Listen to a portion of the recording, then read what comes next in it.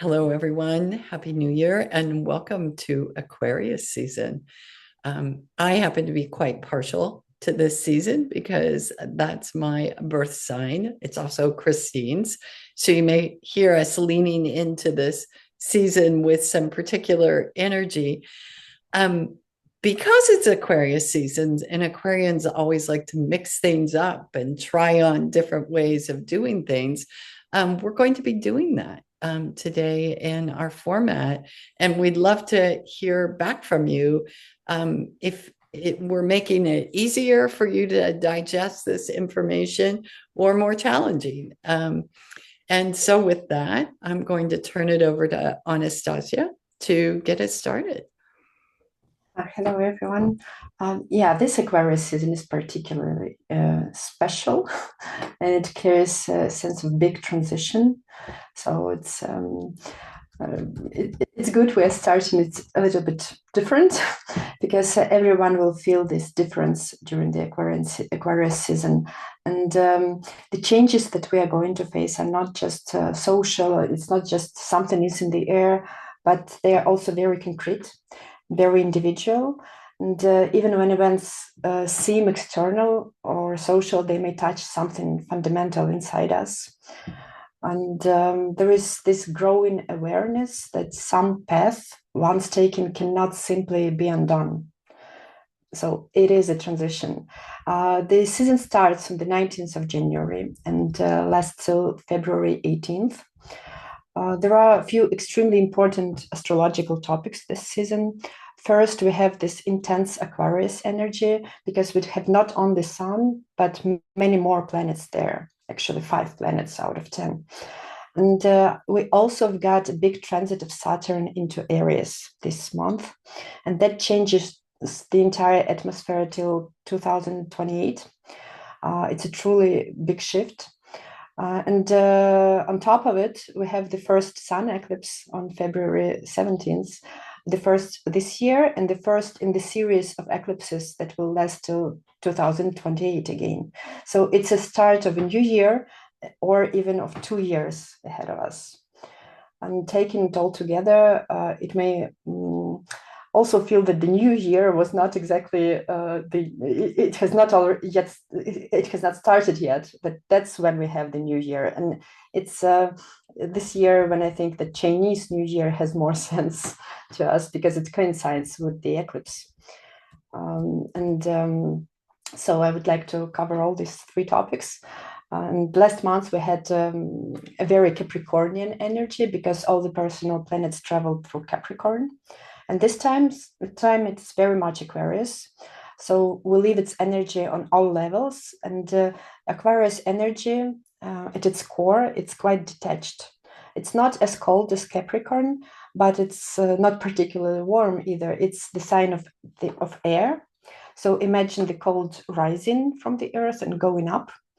And we start seeing things from a bigger perspective, and we start seeing ourselves as a part of bigger systems, of big ideas, collectives. And when last month we were concerned mostly with obligations, duties, practical, material things, now we start seeing where all these things fit in a bigger picture.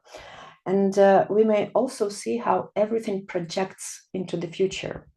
I'm not saying that we will all see the future, but I believe that till the end of January, because it's especially noticeable from the 18th of January till the 31st of January.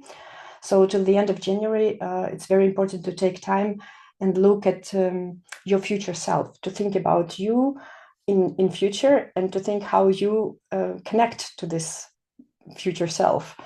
Not just dream, but think a little detached, like Aquarius does, and think in terms of, is my future self better or worse version of me? What is it doing there? Do I here in the present trust myself in the future?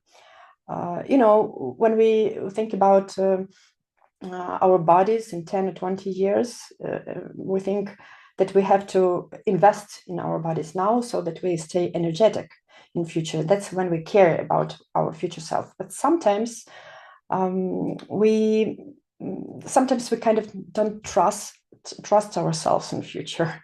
We save money because we think we will be helpless, or we save and keep relationships that are so difficult, but we keep them because we don't trust ourselves that we can go further and live further without these relationships, that we can be independent, that we can find some new love or new people around. So the questions here in this decade of January are concerned with this future self. Do I trust my future self? How will it go without me? Does it require all the care that I give it now? And most importantly, do I worry about my future out of fear, or do I genuinely invest in it because I understand my needs? That's like the core, the essence of this period, as it seems to me.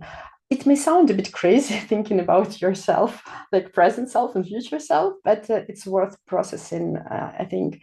And there is no correct approach because we have different topics and we have different destinies and we have different consciousness and subconsciousness, and we can approach it differently, but it should be the time period when we understand if we could get rid of some of our fears. Most of our fears are about the future. So, and why I'm talking about fears, it's because of the Pluto, because we have all these personal planets. They're touching Pluto one by one during this period, and Pluto is the god of the underground. It's underground world, and it's master of fears. And if we fear, it can destroy. But Pluto helps those who are courageous. So that's, I think, is the biggest idea of this period, and the most we can take from it. Kristen, do you see anything? Yeah, there's a lot here. So it's very interesting to me to hear you talk about the future self, right? Because you're right, Pluto in a human design perspective, Pluto is in gate 41, which is also going to be joined very quickly on the 22nd of January with by the sun. And when the sun enters gate 41 from a human design perspective, that is the new year. That is our rave new year in human design. And so you're right, this energy to start things really works best now, not in January 1st, like when the Gregorian calendar would tell us. So this energy of this newness, because gate 41 is a starting energy. Um, and also it is an energy of decrease, which seems very counterintuitive, right? That this energy would hold both of these things. But this is very much, I think, what you're talking about in some ways, because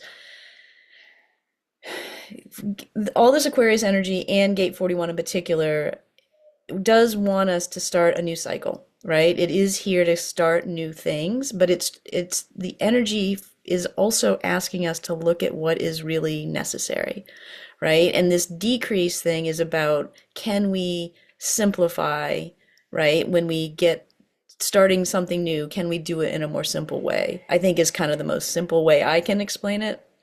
And so I really think about, Pluto's going to be in this gate for 2 years.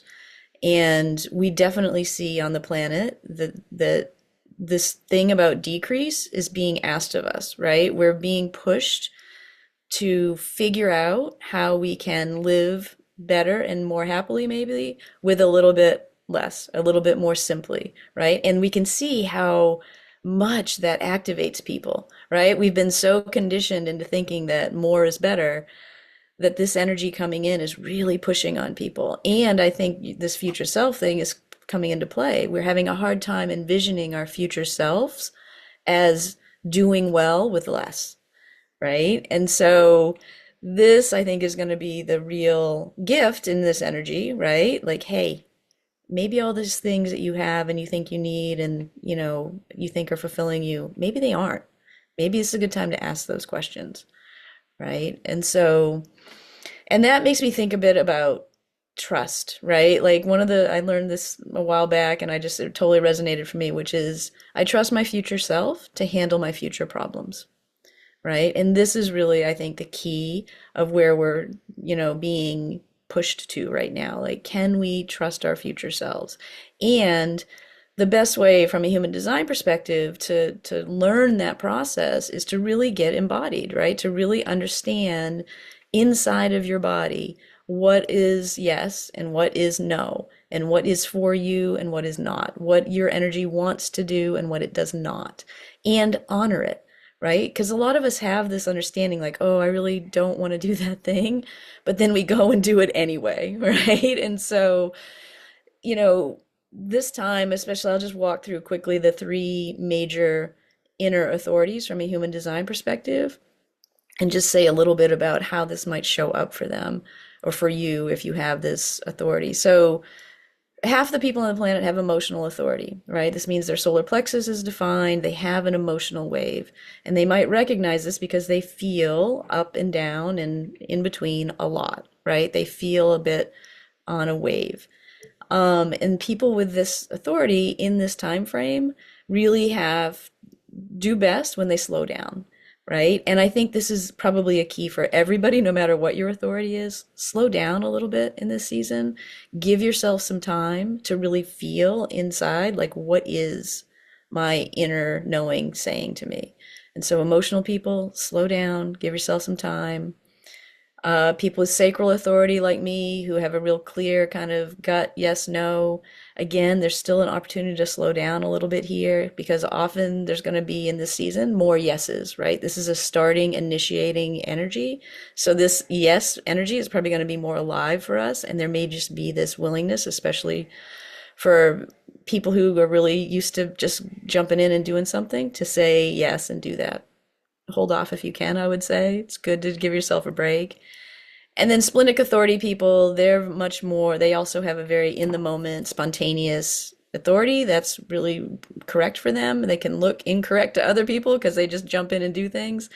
But also, again, this starting energy is going to probably push on that, spontaneous nature in a way that may or may not be healthy. So listen to that quiet thing, but also just slow down a little bit. Again, because this energy wants us to start new things, but it also is asking us to pay attention before we really actually initiate, I think. That was a lot. Sorry.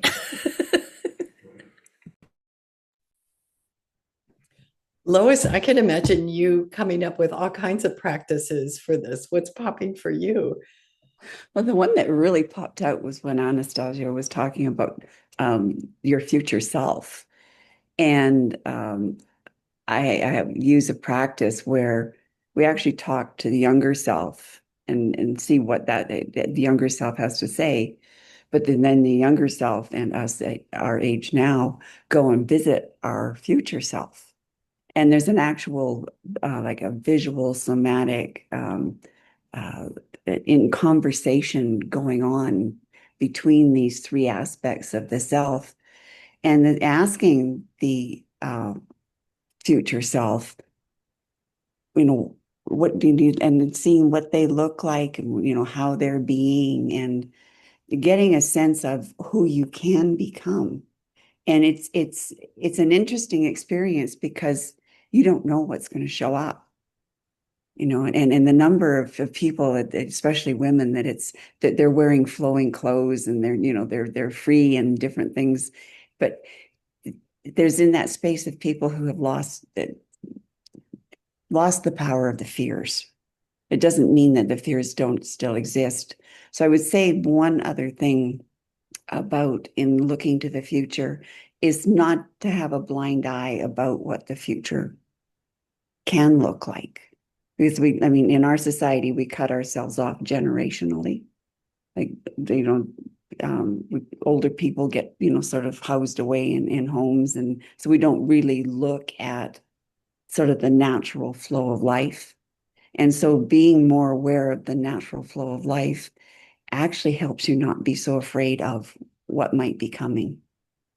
So, and there's that part of me in my design about being the realist. Get real about what is and stop worrying about what might be.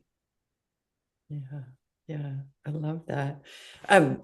Well, while I'm listening to this, there's a Gemmo that comes up that directly addresses fear, and it's in the group of Gemmos that we naturally would look to when we're beginning to work with Gemmos, or we're working with a new client, or we've had a sudden crisis.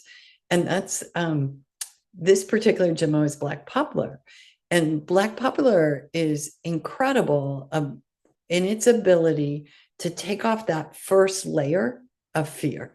And it's very universal in that work. It's interesting because it's also an acute care Gemmo that you would use in the case of a deep acute virus. And we used it a lot during COVID. And folks' fear level was tremendously high during that period.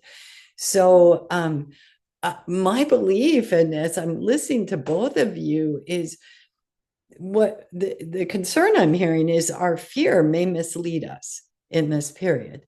And so if we're going to get the greatest benefit from this period and the energy available, we need to deal with the fear. And that doesn't mean, as you said, alluded to, Lois, it won't go away, but we won't let it control us. And that's exactly what Black Poplar does. So it might be something to consider in this. Particularly, are we talking about the first period here, Anastasia, or the entire period? Well, it's more about January. Yeah. About January. It's this period unfolds it adds on, Sure. but the concentration of this fear processing is in January. Right. And if you don't address it, the fear is going to color the rest of the time. Absolutely. Yeah. Okay. Yeah. Yeah, that's beautiful. I have to check if I have this Gemmo in my at home. Yeah, yeah, and in February this theme continues, but there are other layers added on. Like on February 1st, we reach a very important full moon in Leo, and this full moon is about identity, visibility, self-expression, the need to feel significant, and you cannot go into it with fears. So logical. During this full moon, the tension between the individual and the collective becomes especially noticeable. On one side, there is this desire to shine, to express yourself freely, to be recognized for who you are. On the other side, there is the reality of groups and systems and collectives and communities and social roles, and they don't always allow pure individuality. You don't always fit in. And here we have to find this balance between who I am and who I am within society. And you may notice situations where you are visible, but not fully yourself, or where you hold back, even though you have something real to offer. Or you may realize that you contribute to a group not because you truly want contributing, want to give, but because you are afraid of becoming invisible. So that's another layer of the fear. It's this invisibility. And it works both ways. Some are afraid to be visible, some are afraid to be invisible. So it can go on individually and develop. And this full moon may reveal pride, insecurity, longing. The situations may be different, but all are about understanding how you show up in this world. So the questions it raises, where do I want to be visible and why? What role do I naturally play among others? And does it still fit me? Do I want to be there? Does the group actually value my role? Do I judge the group correctly? Does the group judges me correctly? And what's more important for me now, to adapt or to hold to my own interests? And here again, because this full moon prepares us for the upcoming eclipse, it doesn't demand final answers. It asks for awareness. It doesn't demand any concrete decisions to be made right now. It's that what you notice here will become very important very soon. So it's kind of another step that we take. And then it will develop as we approach the sun eclipse, and then we may see how things are speeding up, maybe becoming hectic, unexpectable, and that's when we will have to probably not, we will realize that we cannot slow down, as Christian said. Probably something will drive us and make us move forward. So that's how we enter it. This eclipse that we have, it has a lot of energy of Uranus, and I need to explain something about Uranus. Uranus stayed in Taurus for 7 years. In April, it moves to Gemini, and now it has a kind of farewell party because it's stationing right near the in the first half of February. Actually, it stations during the entire February. So it may feel like Uranus and Taurus in general, it's like an earthquake, literal or not, but it's about shaking the material world, the way we deal with finances, with breaking property rules, with territory possessions. So this 7-year period of earthquakes is coming to its end, but in February we have the last reminder of it. So it will not be as easy to go through. It's quite a nervous time, and that's why how it is so important to deal with your fears first, and then see where you fit in. Because when everything is shaken, you have to keep your role. I want to add more about the eclipse, but maybe Kristen can add something to this topic. Yeah, no, I think this is really interesting because the full moon, at the moment of the full moon, this time around, it actually is right between it starts in gate 33, which is the gate of retreat and privacy, right? And so again, this theme of like strategic withdrawal, like trying to figure out like what it is that we want to be doing with our time and with ourselves and with our energy. Um, and and just as it's only in that for like 20 minutes, and then it flips into this other gate, which is gate 7, which is the role of the self, right? Which makes me think a lot about what you were saying. Like what is, and both of these happen to be collective energies, like you said there. It is about like who am I in the larger group? Who do I want to be? What's my energy, best suited for? And so this full moon really is in these two really very particular gates, I think that support everything that you were saying. And then Uranus is in gate 8. And so gate 8 is a gate of contribution. And it's an individual creative energy. And I think about this, and it's also called holding together, right? And so there is this kind of interesting, it's in a, I don't know, like you said, it's a Taurus energy, but it is in, it's very close to Gemini in this position, right? And so it is kind of like waiting. I don't know exactly what I want to say about gate 8, but it is a cool gate. It's super interesting. I love the fact that Uranus is there, and it will still be there for quite, a few, what is it, a few weeks still, right? A few months. I think it's going to be there. It enters Gemini on 26th, I guess, 26th of April. Yeah. So probably it leaves this gate as well. Yeah. And so again, this is really like in Uranus in gate 8, it's just asking like what is it that you are here to contribute to the larger group? And so that's the underlying energy from a human design perspective. So yeah, I'll let you get deeper into the eclipse because human design doesn't have a whole bunch to say about all that. So I'll be curious. Yeah. Yeah, on February 17th, we have this new moon that is also a solar eclipse. And this is the first solar eclipse on the Leo Aquarius axis. And it is also influenced by Uranus. And sun eclipses are usually associated with new beginnings, big new beginnings and endings. But because of Uranus, it may arrive through these unusual circumstances or sudden ideas, because this earthquake is going on. But actually, that doesn't mean they come out of nowhere. In many cases, the ground has already been prepared. We already know we may already now realize that which changes are coming, because Uranus has already been in this gate. It's going back and forth, and that's the last moment when he is there. So it's kind of showing us that if you were not prepared, it's your fault. You should have been prepared. I have been preparing you for almost a year. So it's just good to recall now what unexpected things happened to you during the last year. Let's not look at some concrete periods, because when these slow planets move, they move so slowly, and they make their influence. They influence so for such a long time that it can happen in different time periods for every one of us.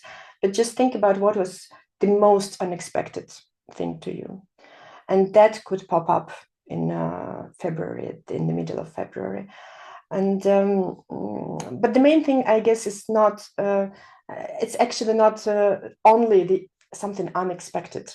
The main theme is this Leo Aquarius axis, and that's the axis of ego and a group, again, me and society, and leaders and collectives. And because it is, I don't want to overwhelm with astrology. It's general. The general topic of this eclipse is about the fall of the leaders, or appearance of new leaders. And it's not only about the global perspective. It's also individually. It's first of all, it's strongly connected to the theme of the full moon, the ego and one's role in the society. And that's why full moon was kind of preparing us for it. But it's also about holding my place in the society. We all are leaders in a way. I can be just home, sitting at home mother, and I am the leader at home because I'm leading other people. So where are you leading people, and where is this group where you are a leader? And see how it can happen that you see that your place is kind of shaking. Do I deserve leading further? Am I taking the right place? And just days around it, Saturn changes signs. On the 14th of February, it moves to Aries. And Saturn is the ruler of this eclipse. And Aries is a very ego-driven sign. So we have these questions of ego raised twice or even 3 times. So do I deserve the place I take? That's the main theme. It may be harsh to some of us, because some will face a negative answer. No, you don't. And for some, it may be very abrupt. But it doesn't influence everyone, of course. What's important is that eclipses often accelerate what is already in motion. They shorten the distance between the intention and consequence. So we may abruptly find that, oh, yeah, that's what I have to do, and just do it. And at the same time, it's not always freedom of choice. It's not always that we will have a choice to make this decision. It's like circumstances or the group forces us to make this choice. And some of us will have just to accept the choice made by someone else, because the group energy may decide for you. That's also a risk, and there is also an opportunity in there. And again, if we work through fears, if we think about our place, and then if we're not hectic ourselves, and we know how to protect our place as a leader, and if we feel that we truly deserve it, then we will not be removed. And what is also important is that the Saturn, the ruler of the eclipse, and eclipses themselves, they will influence us for 2 years for this in the same, more or less the same topics. So now we will see the first signs of what may be unfolding in 2 years. So what we have to do now, with all this plan of from fear, ego, role in the society, and protecting yourself, and then look in the future and look where our today's decisions or our past decisions can bring us strategically, because what is this period showing us is what will be developing in the long run. So kind of very important period. I don't think it will, as I said, not everyone will be influenced directly, but I believe that everyone can see the signs for themselves, because everyone will be affected by other eclipses during these 2 years, and by Saturn in these 2 years as it moves further. And here we can see these signs and sense what's coming. So that's how I see the eclipse. I would also like to add what's important for each sign. Just give some short recommendations for each zodiacal sign. But maybe, Kristen, you give me a break and I'll take a sip of tea, because my throat is sore. Yeah, I'm happy to do that. Yeah, it's interesting to me that this new moon, this eclipse, the moon will be in gate 30, which is feelings, right? And what was most interesting to me about this is that is the completion energy to gate 41. That is the energy. So the gate 41 is, again, where Pluto is going to be. At the moment of the new moon, gate 30 will be lit up, and that channel of recognition will be on briefly while the moon is in that position for whatever, 12, 14 hours. But what I think is more significant is, if I understand eclipses correctly, it's the indicating energy of what that whole period of time is going to be, right? That whole eclipse season.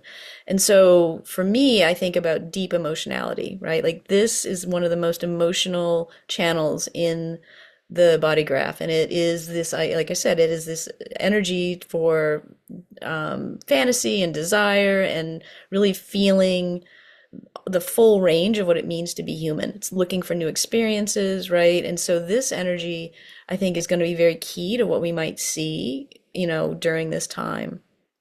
And also it carries a bit of that decrease energy too that I was talking about, right? Like what is this, what is really doable? Like out of all these things that I can dream about, are they all just fantasy? Do I really actually need to do these things in order to feel the feelings, or can I just think about these things and be happy with that, right? And so like knowing inside of the fantasy, what are the things that really truly light you up and what are just fun ideas to play with.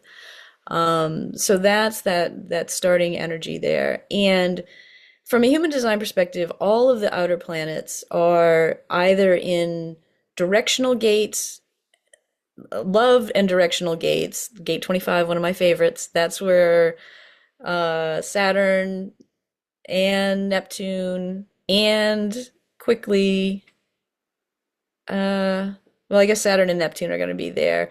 But so they're either directional gates or they're kind of emotional gates, right? And so I don't really think that you talked as much about that, but I think there will be a lot of emotional energy coming through in this time period, right? And again, we know that hasn't been so great for us lately as a collective, right? Like, I mean, there's been a lot of really hard to deal with emotionality.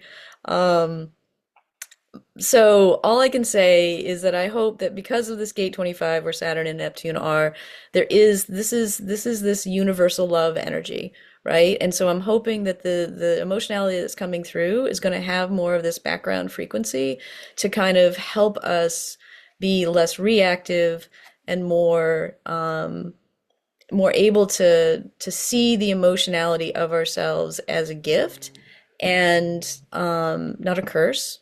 Because I feel like sometimes it feels like emotions in the current, collective feel more difficult and fraught than lovely and beautiful.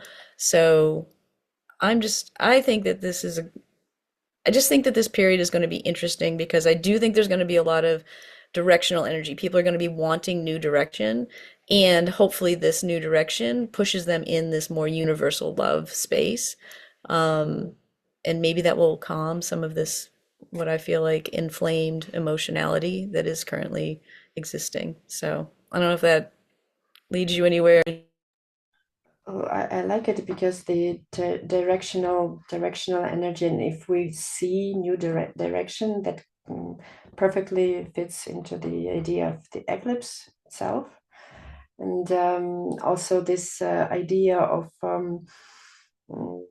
emotional that don't really I see the problem with the a problem with dealing with emotions during this time, that's for sure. I'm not sure we can rely on our emotions during this time, but this idea of direction and this idea of if we take this idea of role of in the society or leadership, because when I am directing myself and I'm directing others, and that's a very high responsibility, that I'm choosing that at this time, as I said, the group may choose for you, but you as a leader may also choose for others. So the direction you feel, it may lead others also, and because not everyone is so easy to make decisions, they will follow you. And where do they follow you? And where do you bring them to? That's a very, very, very responsible time for all the leaders, absolutely all leaders. Yeah.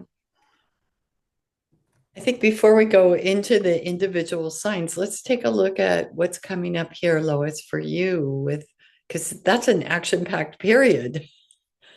Yeah, it is.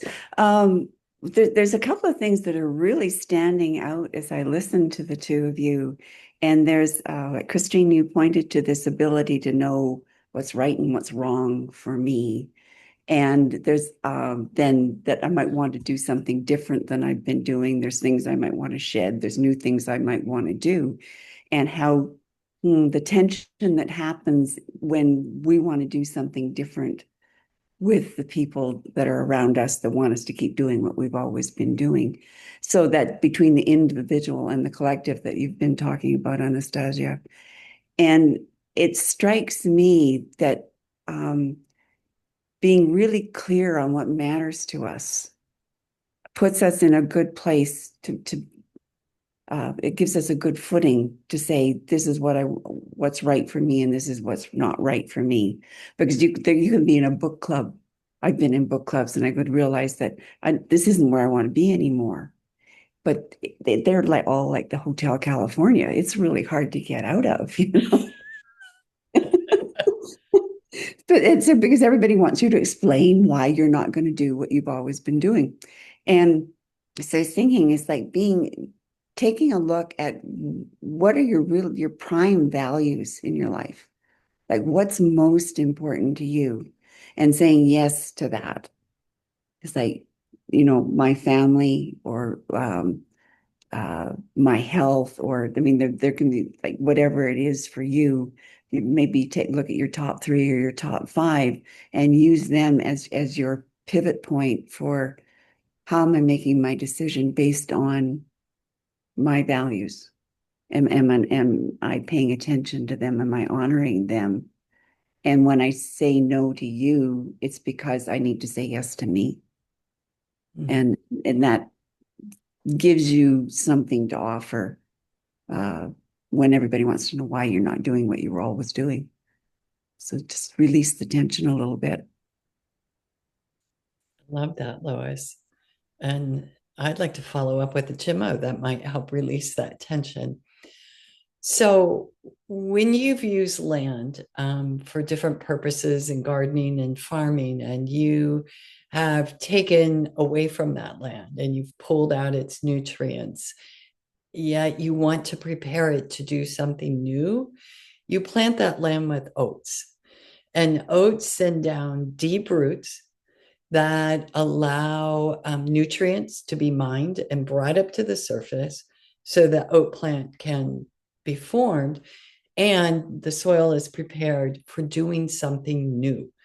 And so when I'm listening to both what Anastasia and Christine are saying, I'm hearing like, how do we stand in this world with these things going on in a group and still be in ourself and grounded? And when we're working with Ode is about standing in your own energy, feeling it deeply, all the way down to the roots. And it's about nurturing you so you can keep that up. So when you bump up against people that say, hey, why are you doing it that way? Or do it like our way? Or where can we lead you over here? You have the strength to stand in place. It also is very supple, so it doesn't break in the wind, it bends with it. And what I feel is we need both of those energies in this period. We need to be rooted, and we also need to release the tension and move with it. So I think that's something to consider. I think everyone could benefit from it. It's again one of those first extracts. It's interesting that I'm drawn to those as we're starting this year. So maybe that could be a trend too. We need to build the groundwork and get everyone's central nervous system regulated before we move further into this year.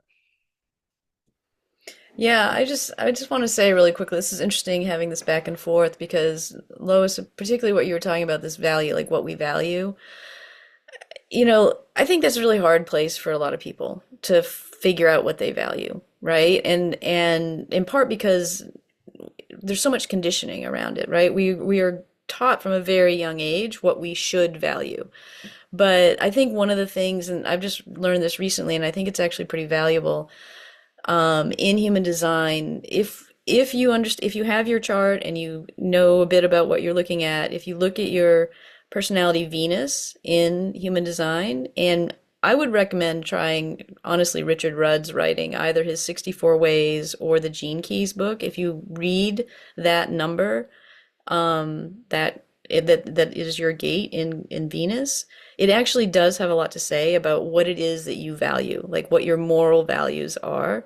And it may be a good jumping off point for people to try to really get clearer about what it is they themselves value. And also the other thing that's really helped me, I can't remember who taught me this, but somebody wise said, just watch what triggers you, watch what upsets you, right? And that's a way easier in than trying to sit down and make a list of what, what you value. So anyway, I think that is a really, right now, probably an excellent exercise, right? Because again, we do have this beginning energy that wants to send us in new directions. Better to be sent in directions that are truly ours, I think. Yeah, I like it a lot because this idea of triggers. It's with Saturn. Saturn is the planet that likes to say no more than says yes. So noticing what triggers you that you do not want, that is one of the things that you can do, especially Saturn in Aries, because Aries is so straightforward and Saturn is so limiting.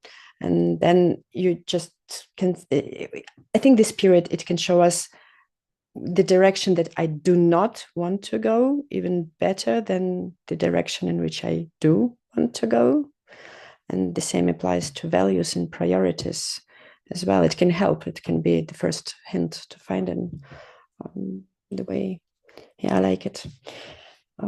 So do we jump into individual signs? Yes, Yeah. let's do that. Yeah, this eclipse season is especially significant for all fixed signs, and these are Aquarius, Leo, Taurus, and Scorpio. Aquarius, you have all these issues that we've talked about for almost an hour, the identity, the boundaries, the long-term direction theme, and you will be asked to define who you are becoming and where you are heading.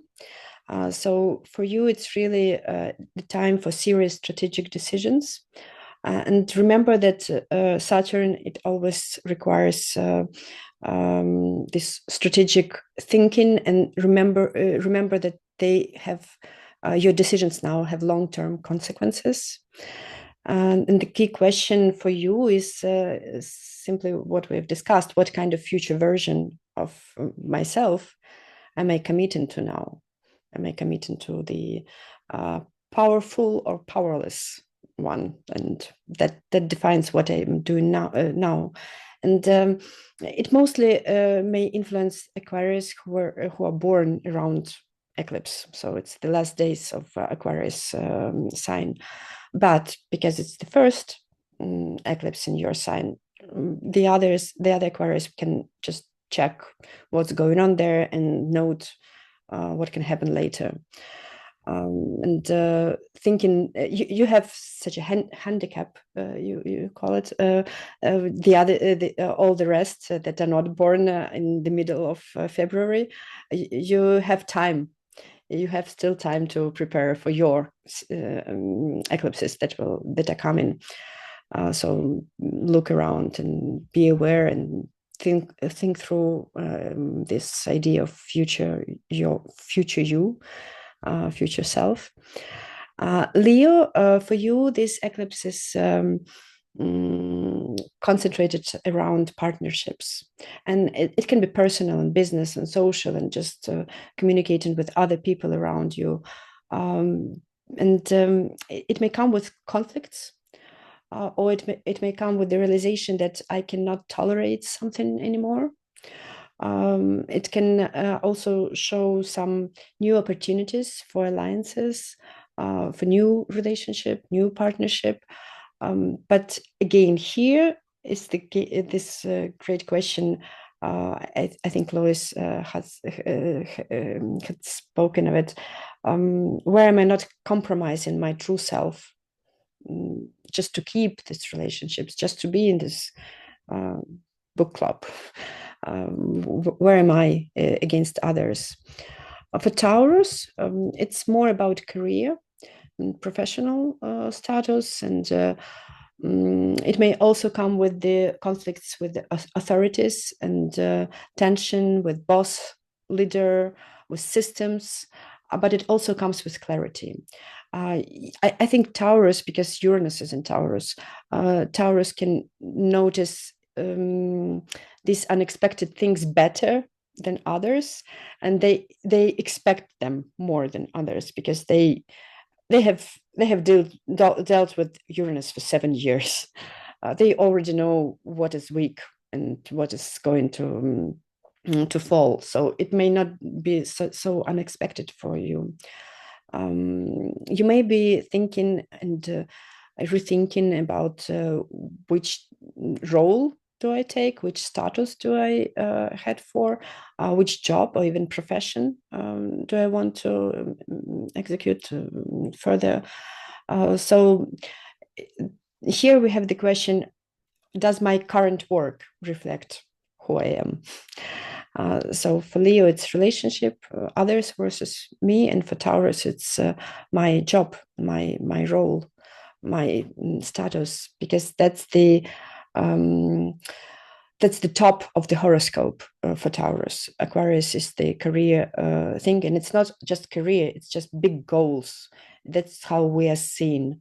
And that's also the people we are looking at when we seek advice and when we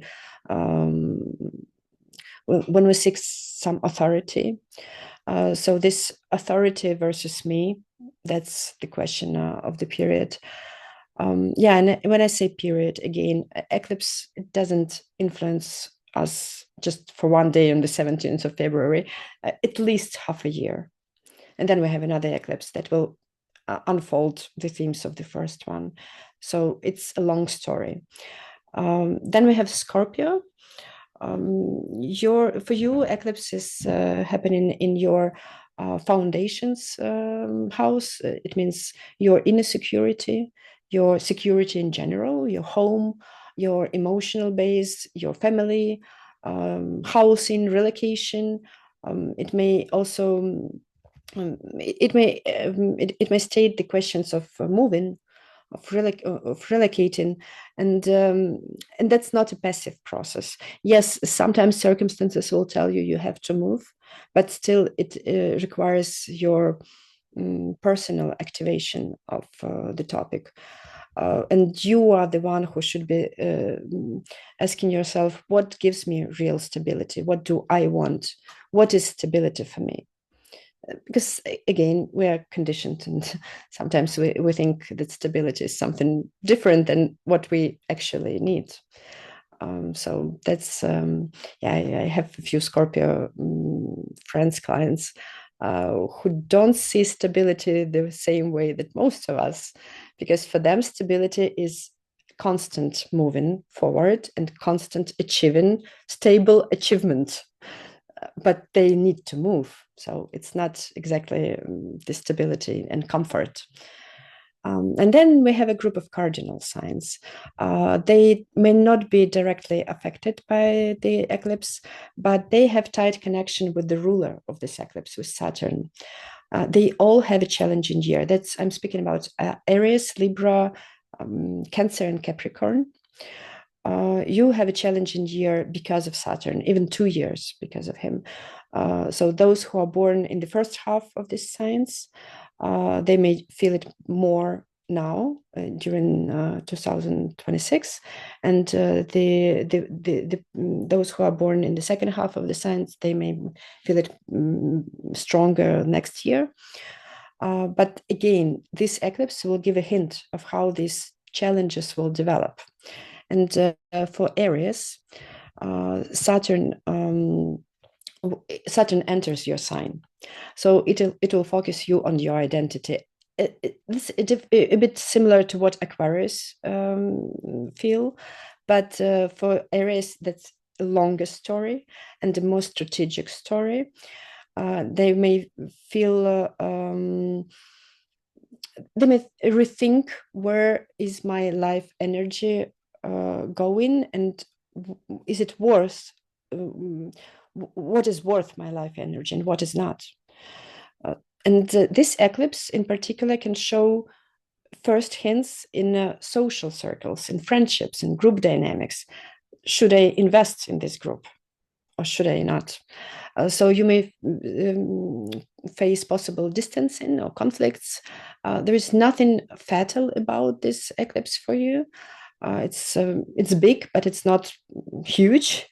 Much bigger theme begins now with this redefining yourself because of Saturn, and this responsibility for how you use your time and energy, and where I input it. That's the main idea.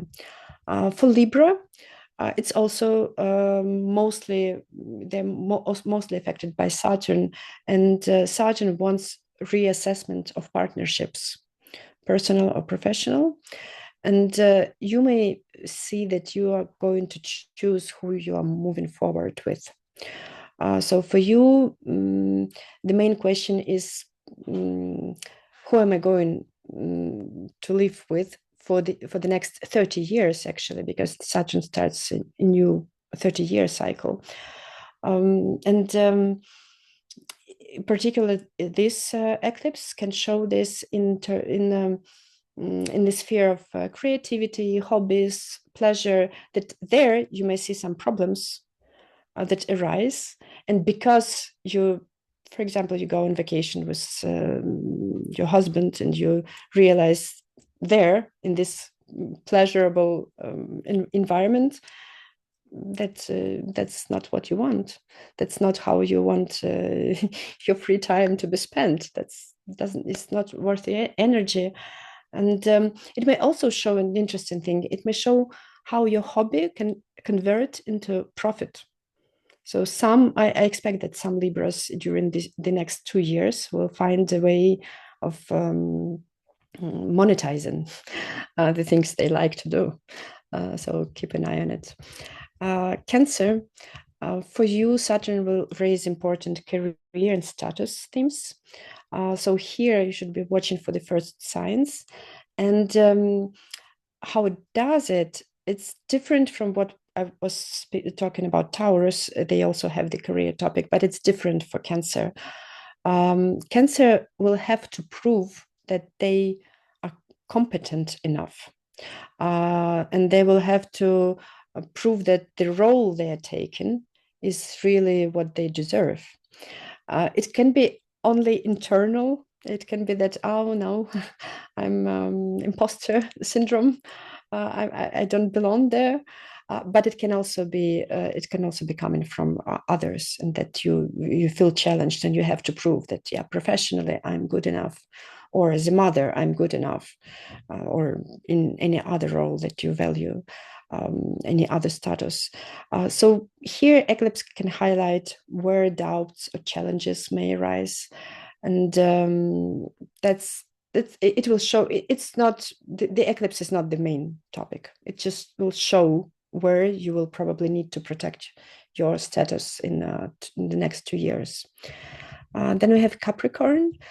Capricorn is ruled by Saturn, so in a way it's easier for them. But still, Saturn will require that you let go what no longer holds value, as we just spoke. Like you will have to decide that something I want to protect and something I don't want to let go. Something else is it just lived its purpose. I don't need it anymore.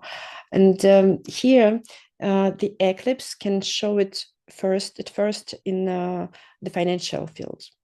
So financial values, shared resources, some themes of successful and not really successful investments, or something that actually supports my life. Do I have enough resources, and do I have to hold on and go into this making money more and more and more? Or maybe I value something else, and maybe financial base is not the main thing I need at the moment.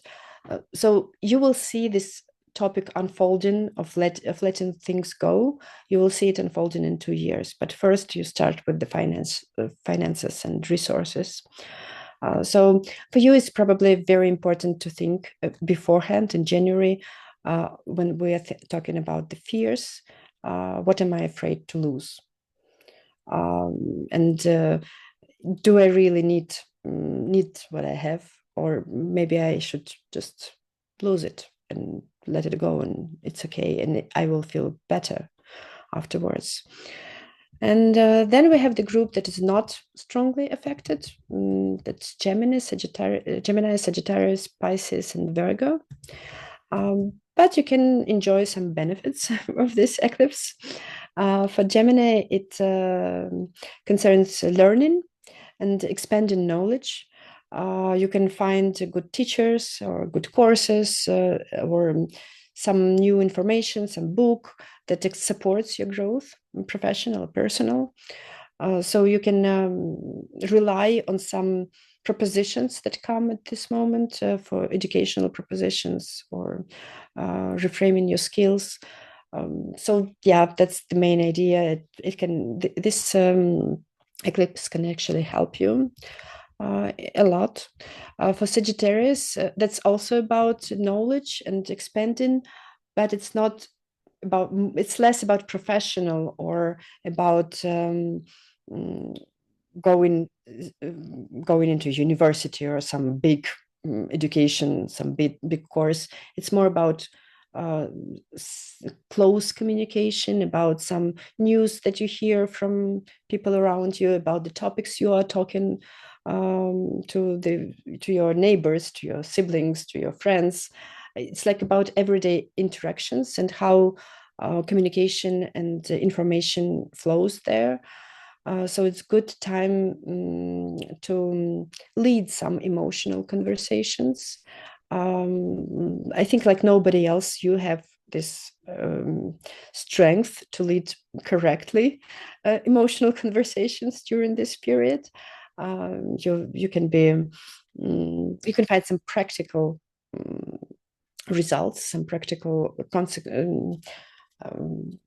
practical ideas in just talking about something. And yeah, it's also important to remember which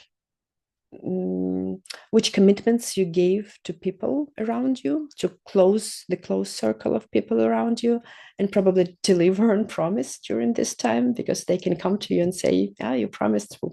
Where is my dinner?" And you just keep your word. For Virgos, it's not a central eclipse for you, but still a demanding period. For Virgos and Pisces, the next eclipse in a row, we have the moon eclipse on the 3rd of March, and it will directly affect Virgo and Pisces. So it's kind of a preparatory time. And I believe it's quite a good preparatory time, because you can focus on your routines, on something connected to your body, to your health, to the way you organize your life. There is also strong emphasis on keeping promises.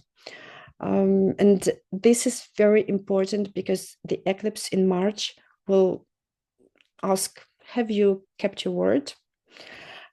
So don't overpromise. And this is true for Virgo and Pisces, both of them. But as I said, Virgo are more focused on their body and material things and health and routines. And Pisces are more, they have more possibility now to hear something from the other worlds, to address their subconscious. They can have this heightened sensitivity and have dreams that speak to them.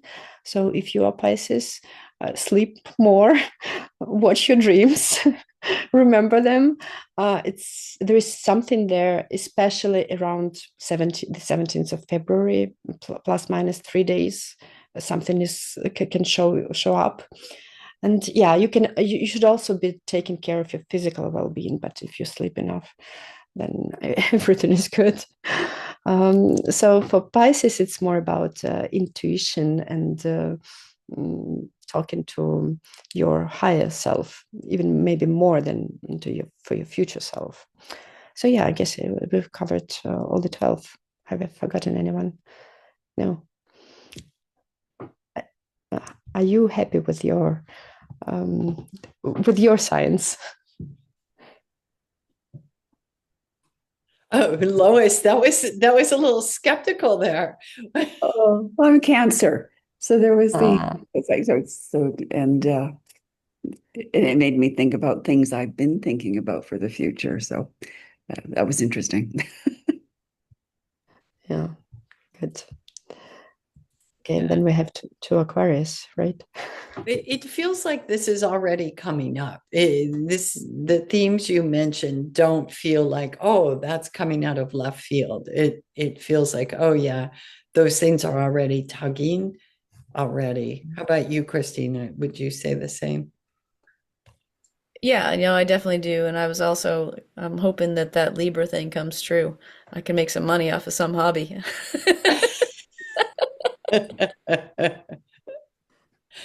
Well, Um, we all yeah, have Libra somewhere in our horoscope. So let's look in the horoscopes and find a planet in Libra and think what we can do. love that. I know that we're going a little bit long here. I don't know if we want to do any of the quick human design aura types or not to add another layer, or if we should just save that for next time. Christina, I think you should go for it. Let's buckle up and get the full show. Yeah, All I right. also want to hear something. Yeah. Well, it's so I think this is just another layer, right? Like we all have whatever signs we have in our big three, but as we're going through life, some in human design, the most important thing about us is our aura type, right? The energetic aura that defines us essentially. And so generators and manifesting generators have big, open, welcoming auras. This energy it's always pulling things in towards it, right? And so most of the people on the planet are generator types. We mostly interact with generator types, no matter whether we are one or not. And so when I think about that energy in this particular season, this Aquarius season, and the flavor of what it's going to give us through this eclipse, if I thought of like one word for this season, I would kind of use the word simplify, right? So if I think of simplifying as a generator type, this can be a real challenge, right? Because again, the world is bringing things our way all the time, right? And so we're always being asked, like, is this interesting to me? Is this someone for me? Is this something I want to use my energy on, right? And so paying attention this season to all of those things that come your way and really noticing what you're really attracted to, right? What lights you up, what you feel inside, like, yeah, that's something I really want to do, and the things that don't, right? And trying to really use that list of things that don't light you up as the starting place for whatever simplification you can do. And the other thing that generator types have is they have this defined sacral. That's what makes them a generator. And that that sacral is usually a good gauge on enoughness. If you're paying attention to your inner, knowing, often you know when enough is enough, right? Now, we often push ourselves beyond that, but we do have that inherent consistent energy. And so I would say really try to tap into that this season. And again, simplifying has a lot to do with enough, right? Like, do I have enough, or am I working towards something that, somebody else told me is important, or that I am working through a fear state because of, right? Like, I have $1 million in the bank, yet I still want more, right? Like that kind of thing.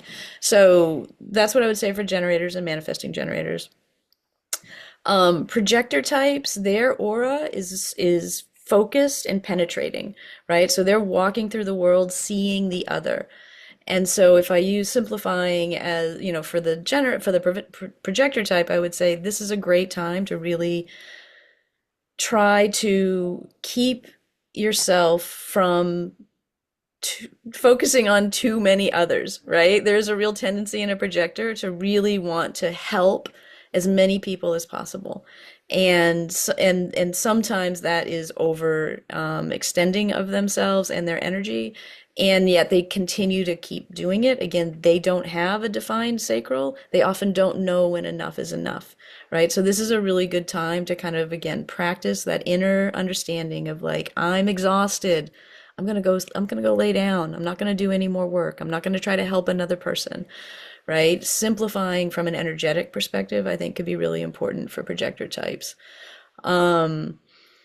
So they're also very focused on guiding other people's energy. And so they may often have a lot of generator types in their life. And so this is another opportunity to pay attention when you see and feel a lot of dysregulation from those people. You're probably too feeling that. It's a good indicator. Hey, we all need to slow down. We all need to pull back, right? And giving yourselves and others permission to do that is probably really key in this time period. Manifestor types, they have a almost kind of like a force field aura. They kind of walk through the world doing their own thing in their own way, in their own timing. They can be, to other people, they can be kind of obscure and hard to read. This is, by design. They are here to initiate things. They are here to make things happen. And this aura keeps people out of their way, essentially. So in some ways, this time, with all this 41 energy and all this starting energy, this is a manifestor's time, right? There's a lot of background energy here to help them make things happen in the world.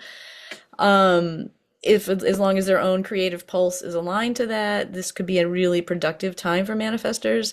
But they really need to inform people about this, right? Like, so if you're a manifestor type and you heard everything we've just been saying about all this initiating energy, it's a good time to go to the people that you love and say, look, I could be doing all kinds of things in the next few weeks. It could be crazy, right? So just give them a heads up, recognize that you're here to do these things and the energy is here to support it, but you can't just do it without telling people, because it just creates all kinds of upheaval in other people's worlds.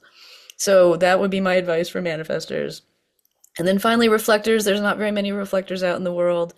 Their aura is sampling. It's taking in all the energies. And so the reflector types are actually the most naturally inclined to to be in sync and aware of at some level the transits, right? They are so deeply affected by all the transits all the time.